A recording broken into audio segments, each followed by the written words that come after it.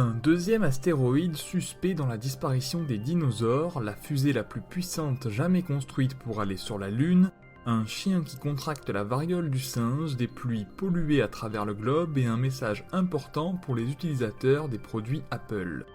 Bonjour à toutes et à tous, je suis Julien Hernandez et bienvenue dans Fil de Science, le podcast Futura où on résume ensemble l'actualité de la semaine. Il y a plus de 40 ans déjà, une équipe de scientifiques de l'université de Berkeley émettait l'hypothèse que l'élément déclencheur de la crise du Crétacé-Tertiaire, survenue il y a 66 millions d'années, était un astéroïde qui aurait impacté la Terre. À l'aide de plusieurs éléments, ils sont finalement parvenus à démontrer leur hypothèse, aujourd'hui largement acceptée. Et s'il y avait eu non pas un astéroïde, mais deux ?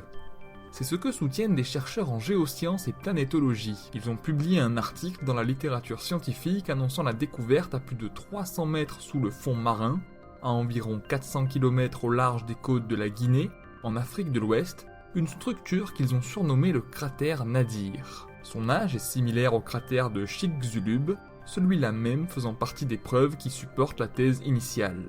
Néanmoins, sa taille d'impact est relativement différente, ce qui pose plusieurs questions au sein de la communauté scientifique quant à l'origine de ce corps céleste. Était-il radicalement différent de l'astéroïde connu qui a formé le cratère de Chicxulub ? Pour répondre à cette question, les scientifiques doivent maintenant dater précisément le cratère de Nadir. Affaire à suivre.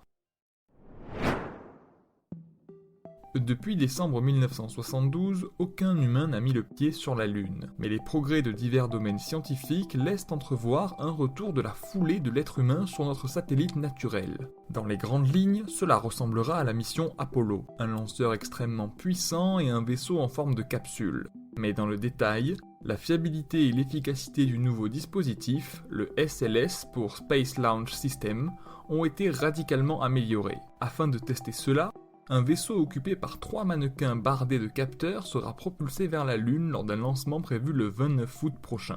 Ne ratez pas cet événement historique et venez le vivre avec nous sur les réseaux de Futura pour un live en direct en compagnie d'invités prestigieux. Une récente étude menée par des chercheurs suédois suggère que l'eau de pluie est devenue impropre à la consommation, même dans des endroits encore préservés de la pollution éternelle. Comprenez par là l'accumulation de certaines molécules persistantes dans l'environnement. En analysant les eaux de pluie sur le plateau tibétain ainsi qu'en Antarctique, ils ont découvert que les taux d'éléments chimiques persistants tels que les polyfluoroalkylés, des composés organofluorés synthétiques, sont supérieurs aux normes recommandées par les agences sanitaires. Pour les chercheurs, il s'agit d'un tournant montrant que nous avons atteint une limite planétaire et que même l'eau des montagnes n'est plus sûre à la consommation. Un article paru dans la revue The Lancet rapporte la contamination suspecte d'un chien à la variole du singe à Paris. Le couple qui possédait le chien s'est rendu à l'hôpital car ils avaient tous des symptômes de la maladie. La séquence génétique est identique à celle du virus qui a infecté le tout premier patient. Jusqu'à ce que cette histoire soit tirée au clair, il convient de s'isoler de tous lorsque nous sommes contaminés par l'orthopoxvirus, même de ces animaux de compagnie. Si vous utilisez des produits Apple, vous devez absolument réaliser une mise à jour. En effet, 2 failles Zero Day, c'est-à-dire déjà exploitées par des pirates informatiques, ont été décelées par la firme. C'est la 7e faille Zero Day détectée depuis le début de l'année chez Apple.